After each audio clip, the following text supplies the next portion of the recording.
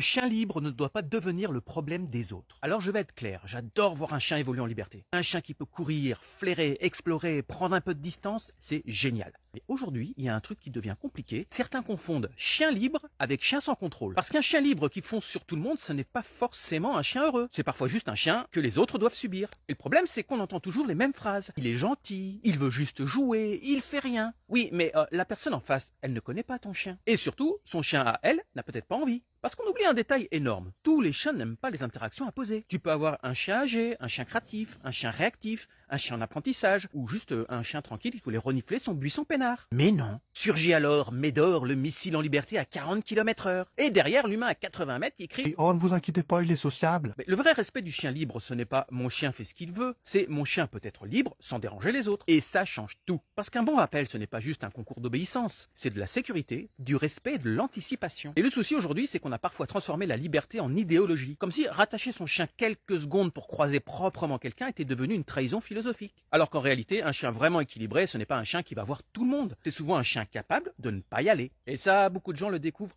trop tard. Mais la liberté de ton chien s'arrête exactement là où commence celle des autres.